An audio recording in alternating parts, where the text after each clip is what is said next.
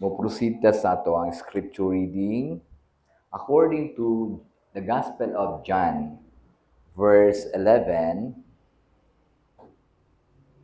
and chapter 11, verse 25. Ingon siya sa Cebuano version. Si Jesus miingon kaniya, "Ako mao ang pagkabanhaw ug ang kinabuhi. Ang mutuo kanako bisan siya mamatay, mabuhi pa siya. Ug ang tanan nga nabuhi ug mituo kanako dili na gyud mamatay. Mutuo ba ikaw niini?" Siya miingon kaniya, "Oo Ginoo, ako mituo nga ikaw mao ang Kristo nga anak sa Dios nga mianhi sa kalibutan." Ug nakaingon siya niini, milakaw siya og gitawag niya sa tago si Maria nga iyang igsuod ug miingon kaniya, "Magtutudlo ania dinhi nagkatawag kanimo." So kini ang pagkabasa sa pulong sa Ginoo. Amen. Okay, ang atong short meditation gikutlo nato diha sa sulat sa Ebanghelyo ni Juan, kapitulo 11, versikulo 25 o sa following verses. Gusto na kong dadon kini sa tema nga nagingon, Christ is the author of resurrection. Si Kristo ang tinuod nga magbabanhaw. So atong tan-awon ang point diri karon. Okay. Una, ang word nga kamatayon mao ni ang gikahadlukan sa tanan. Tama ba? Mao ni ang ilahang mura bitaw kung mahimo dili pidi litukon kay basi kanang mangana pa gyud sa bumbong. Ay sorry. Mangana pa gyud sa bumbong, no? Labi na mingon siya, hinahinay lang kay basig madisgrasya mo mamamatay mo diha. Mingon dayon, simba ko.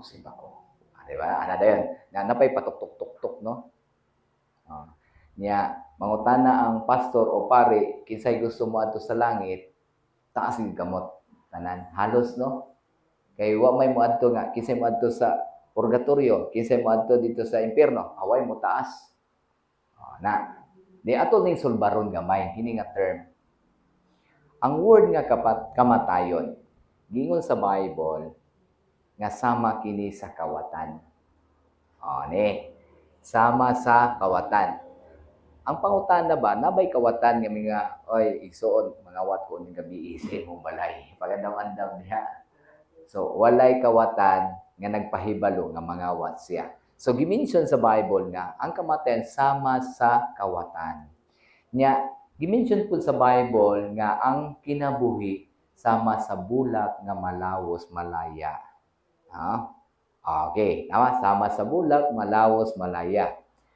So, naay mga moderno nga contradiction, siya nga, para daw dili matigulang ang tao, magamit ito ilang mga sabon, glutathione, kojic, para manatili nga young, di ba?